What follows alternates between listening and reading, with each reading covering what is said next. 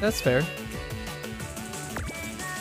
Being able to aim and read it kind of builds confidence. I would for myself. So I am in line. I can empathize with that.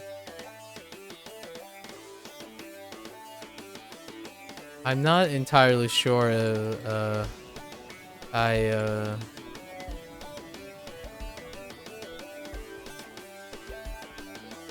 So the idea is, you said it depends, right?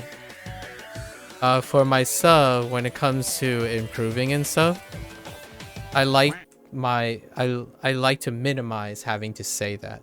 So I think of it this way.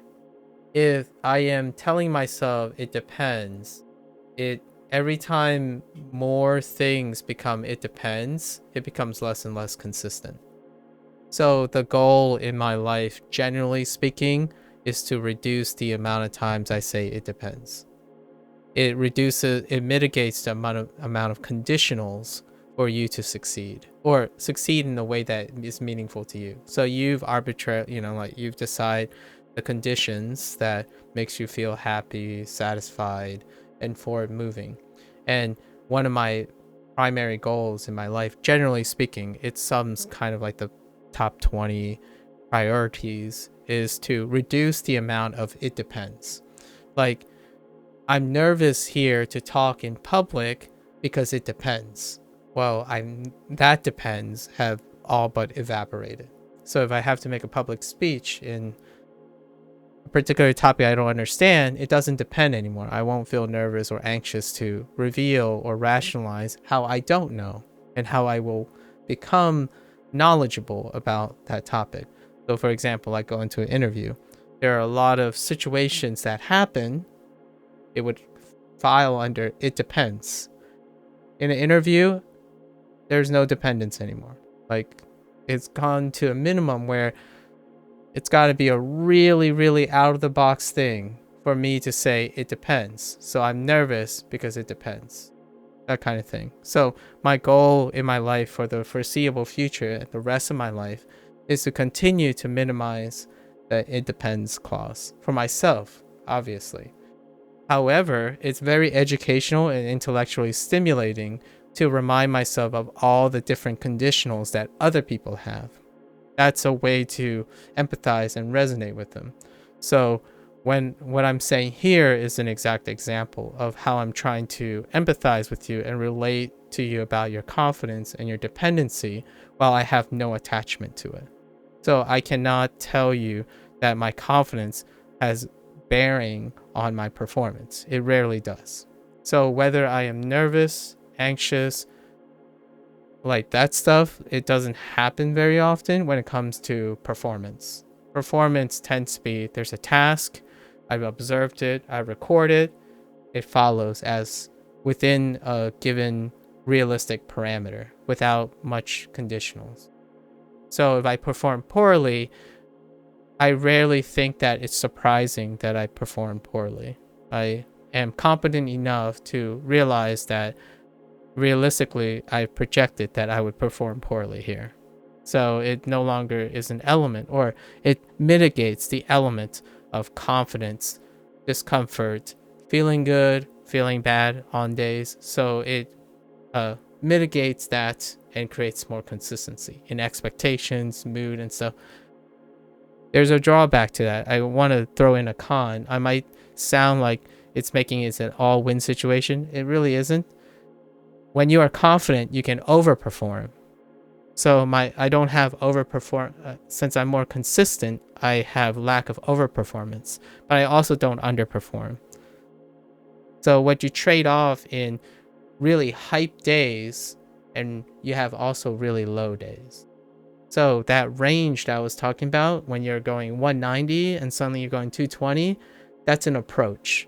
Your mindset is the approach that is creating that. So if you want to give that up for consistency, then your lows will be raised, but your highs will also be stunted. So it's a balance between that. So people have different ranges, right? And it's a balance between, do you want to live consistently? When I mean live, I mean in general, just skills, success, and stuff. Or do you want to be a hype master? If you want to be a hype master, you're going to have super highs. You're also going to have super lows. So for me, I'm a consistency master. I'm neither sad or happy or elated or really depressed. But you're not going to see me like ascend. That, like in Osu in video games, it's a slow, steady progress. If you want to see me improve on something, it's going to be over the course of 6 months. I don't ever push myself leaps and bounds. So if I'm improving, I'm not just going to suddenly be really confident and just improve by leaps and bounds. I'm just going to truck along. It's all planned, scripted, planned out. I improve at a pace that makes me feel like I'm consistent. I don't want to improve. I actually have plans that discourage me and limits me from over improving, like improving in leaps and bounds. I like to be predictable and consistent in my improvements. So you're never going to see me suddenly like skip 400 pp or something, or skip 600 pp because one day I'm feeling really, really great and I'm super confident.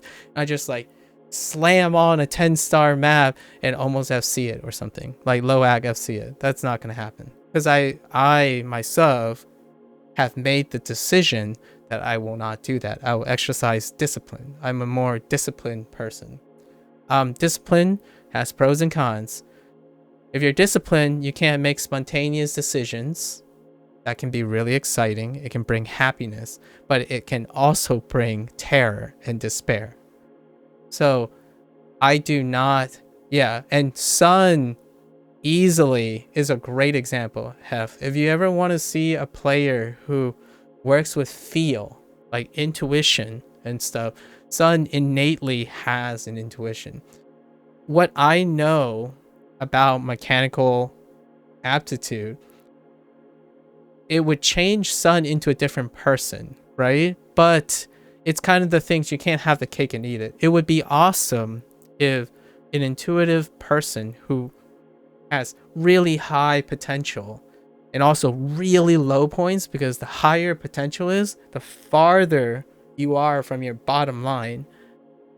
It would be awesome if it was possible for a human being like me who favors consistency but somehow farms the high potential. Those things just don't go hand in hand. When a human decides to focus on potential cap, like skill cap working, right, overloading and stuff, they tend to have extreme highs. And the higher this gets, your bottom line gets further from the top. For me, I'm just consistent. I'm pretty much meh and all right most of the time. I'm only aiming to be slightly less meh every day. But I'm generally not sad, and bear in mind, all of the stuff I'm saying is because my lifestyle was not sustainable. And you might end up being the special person that makes it sustainable. Generally, younger people who are still peaking can sustain that lifestyle until you reach my age, until you stop peaking and potential doesn't go upward anymore. What you're trying to do is you're trying to maintain the potential. And what often happens is you seek other skills, because other skills, their bottom line is really low, so you can raise your bottom line still. So that's why youth tends to be corollary. I'm not saying it's causation, but exhibit behavior that correlates with high potential seeking. And when I was a kid, I talked about this before. I'll probably talk this in the evening about burning. I burned hotter than like 5 suns when I was young. And now I feel like a 60-year-old man trapped in a 30-year-old body. So who's trying to relive his teenage years because I've already burned faster than 5 suns, so I don't really need to work from my 30s to my 50s anymore.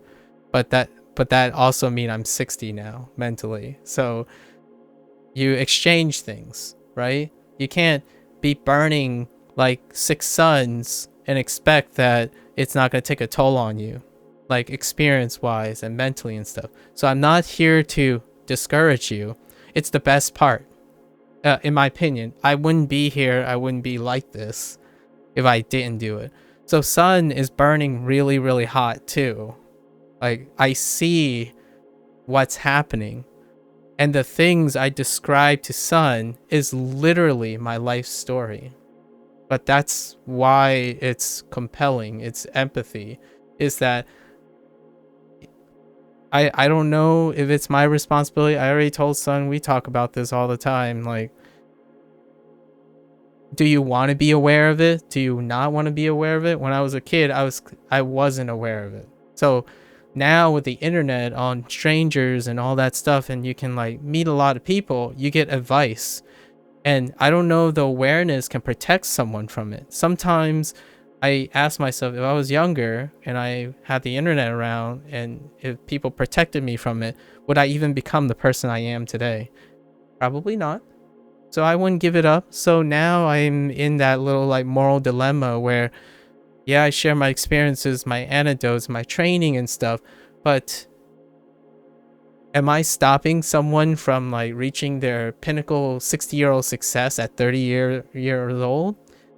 Probably yes. But at the same time, will they be generally happier than they would be? You know, like, because awareness and knowledge is a one-way streak. What I mean is, the moment you become aware, you just, unless you like have amnesia or you suffer something necrotic damage to your memory, you can't take it back. So what I know today is the result of me burning like a hot fire, like just completely just slamming. Like if I had to, like what Sun is doing right now, right? He's I don't know, you turning 22 this year? If I told you what I was doing when I was 22, it's like 23, like between the ages of 18 and 28, it was nuts. Like I was playing video games 8 hours a day. I ran on like 3 hours of sleep. I did all my work, 4.0s in college, and then I juggled a job while getting that 4.0. Like, it was insane. Like, I'm thinking back, that's what like drove me to this point. So when I see people, I'm not saying that you should or should not, and you shouldn't feel guilty about this. I think nowadays when I see teenagers online enjoying themselves while sharing and then like learning about things, they're the most well-informed. The younger generation is the most well-informed generation I can possibly think.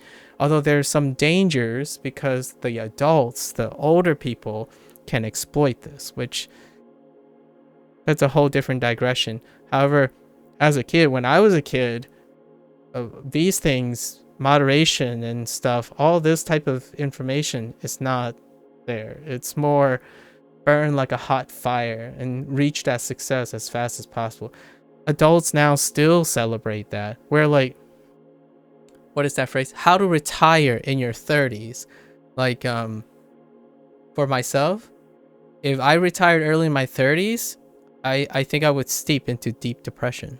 If I resign to myself that I've achieved my life goal at the age of 30, what do I do for the remainder of my life? Like, life doesn't end at 30. So I'm finding new goals. And for myself, living for others is like a great calling. That's why when you get to like rich people, you know, like rich people at the top and stuff, what do? Philanthropy. It's the last frontier, in my opinion. It's the last frontier. Because what else can you do for yourself when you have finally felt like you made it? You live for others. Because if you don't have a motivation to drive yourself to do something each day, you're going to start being depressed. You're going to feel boredom. You're going to list away where, like, you're going to list back and forth away without a purpose or an intent. The individuals that continue to be successful, even when they think they made it, ask them. They don't think they made it. They still have a goal. Like more wealth. is still better than having no goal for a person's mental health. So like, hey, what's your goal? Well, I'm a billionaire. I want to be a trillionaire. Fantastic. That's a life pursuit. You're going to get up. You're going to try to motivate yourself to get to that goal. What's a great example of someone, and I hope for the sake of just like morals and ethics, this person's doing better. Look at a documentary about Notch's life, the person who created Minecraft. He reached a pinnacle of wealth and his objectives really, really early in life, and he's not doing so hot. And I hope he found something. Like his marriage fell apart. Like he like could celebrate in his earnings and stuff and hang out with people, but other people are still driven. Yeah, so it can be tough if you run out of a life's goal. So right now for me, when I burned hotter than 5 suns, I hit a brick wall. But I took that R&R to find another purpose, another objective to keep on going. Because if I didn't, I probably wouldn't be talking to you guys today. Probably. Like in high school, it was even worse. When I was a little kid, it felt like, hey, you got to get good grades. You got to do school. It's like, well, what happens when you get good grades and it's boring? You start getting really depressed. So as a kid, I was super depressed. Like I felt like all the kids were worrying about things that aren't really important and all that stuff. So when I was like, before I went to college, I was miserable. You wouldn't know that because I got good grades. I could do everything. Like if I was anyone's kid, I could become anything. But that didn't mean I was happy. I was terribly depressed. I had no goals or anything. Like, hey, you have to get all A's. It's like, well, I got all A's. Now what do you do? And my parents keep telling me, as Chinese parents, you can do better. Do better than A's. Well, can you tell me? Well, my parents haven't been in my situation. So I have no one to talk to. No one to, I don't have the internet to refer to someone who is better than me. In fact, I've always wondered where I would be if I had the internet telling me that there was someone better than me. Would I become the Asian? Like the Asian you guys read about? But since I grew up in the United States, I grew up in a different culture. Not a culture surrounded by like my cousins and my relatives who were like super successful or something, like the Chinese archetype. So I didn't have something that was pushing me forward. So I was a kid, I was underdeveloped. Like I was competing with kids that I've already superseded. And those kids, though, in the areas that school emphasized, but those kids are having fun. They went to play, they had friends, they enjoyed a childhood that I won't never get, ever. So I'm like reliving that. All my behaviors now as an adult is kind of retroactively living a period of life that I skipped. So in a way, it was a double whammy. I was a kid that overachieved beyond belief, but then underachieved technically because the system said I was overachieving, but the system wasn't providing all the things I was underachieving in. Socializing, like communication skills, all those were completely lacking. So when you think about a system holistically, you have to think about what you're trading off. So yeah, I was really smart. I was gifted. I had I forgot what the thing was, like 150 IQ when I was a kid, and I was like in the genius ranking, like all that stuff. That's like great, but I was freaking miserable. Like I was depressed. No one related to me. It was crazily, and my parents did all they could, like to provide as much opportunities, but the system wasn't enough to like offer us, I don't know, individual tutors or me graduating high school early or going to college early. All that stuff, that was like non-existent still. So I couldn't just be boosted to a different period where I could relate to someone. So all that stuff that kids now talk about, ironically, or not ironic, coincidentally, I can empathize with it because just by coincidence, my upbringing was gimped in a different way. It's a system that I thrived in, but I wasn't thriving emotionally. It was like a horrendous, weird thing where, oh yeah, you're really good at this, but it's capped. Your skill got capped. So like if I had the internet, perhaps I know that I could learn and I could have graduated college early and my whole life would be completely different, and I would probably burn even harder. If I burned even harder, I'd probably be like a 24-year-old depressed person by now. So there's all these huge what ifs. If you wrote like an alternative history about yourself, like an alternative biography, you start thinking about all these permutations, and it's wild. Because if the internet existed, there are trade-offs. If I knew there was someone else better than me at a young age, I would burn so fast. I don't even think I would get to graduate school before I burn out. But I did. I got to graduate school because the burn was slowed down. The school artificially capped me. At my background, our economics, our socioeconomic system, I didn't get access to private tutors. I didn't have these things because my parents were working their butt off to get me through public school. And then I worked through private colleges. And then I worked in between graduate school and stuff too, so that I can offload the pressure on my parents. So all that slowed me down and emotionally matured me. Like it got my emotional maturity up to my age. So by the time I reached 30, it's wonderful. Now I can like behave like a somewhat consistent adult. And all that ties back to what I was saying. I'm not potential seeking anymore. I've finally normalized to my age where now if you ever ask me for advice about like practicing, training, mindset, I'm going to remove a kid's innocence from potential seeking. Is that a good or a bad thing? I don't know. I worry about it all the time. So that's why sometimes I focus on playing and living by example instead of trying to gaslight someone. I gaslight someone into thinking, oh yeah, you shouldn't do this. But you're a kid. Find your way, you know. As long as you're not in immediate danger, you'll find your way. If you're a healthy individual. If you're a really unhealthy individual, then yeah, there is some responsibility for even an adult or even a stranger to try to take accountability to help someone from spiraling out of control. But you know, in Twitch, we're at the level to understand that we're here to have fun. So there's that level.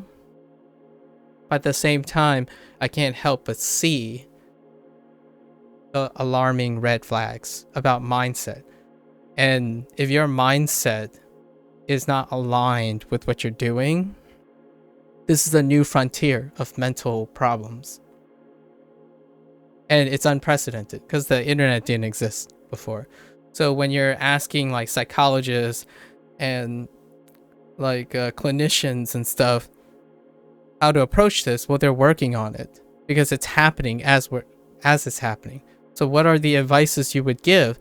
Well, are clinicians, I'm not like taking jabs at psychologists. I'm trying to be as reasonable, but the idea is now we live in a generation where the psychologists and psychiatrists live in a different generation prior to the internet, and a lot of their schooling and stuff and their practices have to become current to the current pandemic that is in their field that is challenging them.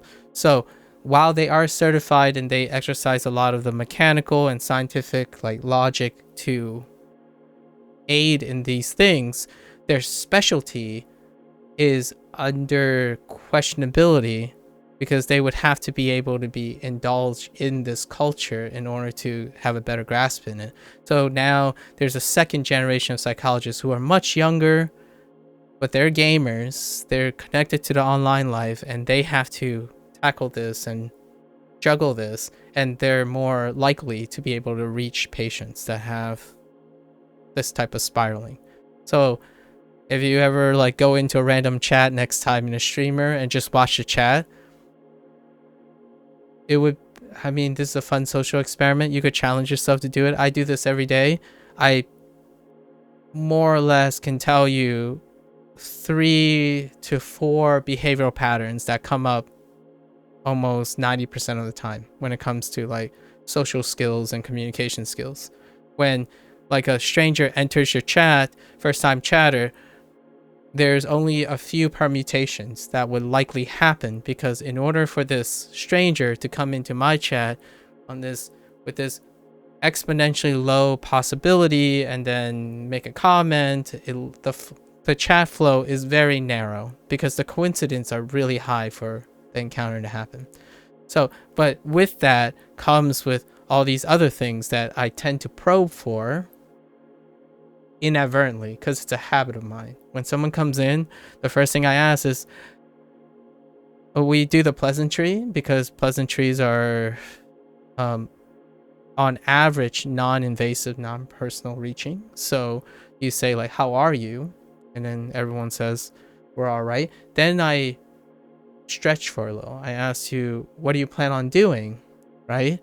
And it's a really important question, because if you're a 30-year-old like me who's really habit forming is to focus on progressive self-improvement, you have a plan for the day. It's not to say you have to execute the plan. The idea is to intently have a plan in mind. That is substantially dividing the difference between who you're talking to. So you can easily identify someone by how they describe what they have planned for the day. And then the next, even further probe is what's on your mind. You'll be able to distinguish successfully, almost very consistently, between the type of age group, mindset, and when we're talking about age group, I'm talking about mental age group. You can be a 14-year-old with a 30-year-old mental state. So you can really identify someone by become really efficient at being able to say, interact and communicate based on the answers you get. And this is not very different from how psychologists and psychiatrists start their sessions, right? But it doesn't have to be a person diagnosing a poor person like that. What I mean by poor person, I mean like a poor state or mental state. It can be a very healthy interaction. It's a great exercise to balance and give. So to me, that's kind of like the fun part about interacting. That's what Twitch is to me, not playing video games. Video games is just a vehicle. In fact, it's only the surface level of connecting with a person. There's also the flip side of this, and I really hope doing all the things I'm describing and what I'm doing from day to day, there are some moral and ethics concerns. There are individuals who would use it to exploit and manipulate, and that's gonna be, you're gonna have bad actors, right? Due to awareness. But awareness also normalizes and resists the awareness. So is it great that everyone else is aware? It's an all or none thing, in my opinion. So I particularly hope that awareness spreads in a natural way where bad actors are regulated, because there are also everyone else. So nowadays, it's rough watching what older, more experienced people hyper focus on to manipulate and utilize the things that I feel like people are entitled to or like deserving to be aware of. I don't know if removing that awareness will stunt, in my opinion, youth aspirations. So the internet is going through a period where it's overcompensating. Basically, now instead of saying everyone's extraordinary, you should be like these people, they're saying more now reality check. It's like, remember, these are statistical exceptions.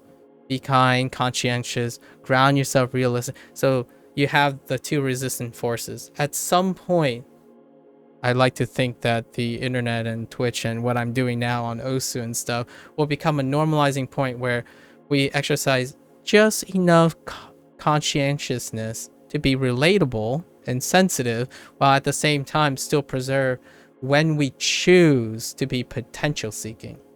So like, there's a difference between deliberately being confident and conditionally confident. To relate something back to you, Hef, I don't feel I could convince myself that I am confident, and the intent of being confident gives you control. So it prevents you, it's a good compromise from preventing you from the fallout. So I could say, I think I can do this, but keep the awareness of what are my chances that I will fail this task. So you get like a somewhat a better, like a more desirable compromise. Whenever I find myself say, it depends, on a good day, I could do this. The moment I hear myself saying that, it means I don't have control over this matter yet. So the idea is to continue to work on gaining control. So when I say I'm using these things to get a play, it's because it's well within my predicted controllable outcomes. I didn't choose these because I'm feeling like I'll get it eventually. No, I will likely get it, very likely get it. It's not dependent on my mood. On a bad day, it's still within my range. So the idea is I'm establishing consistency. But because I did this, I won't ever be able to surprise myself. I won't be able to like pick a random map that someone gave me and say, hey, try this, and suddenly FC it and I didn't know I could. That's the trade-off. So I won't ever be able to surprise myself that I FC'd this at this point.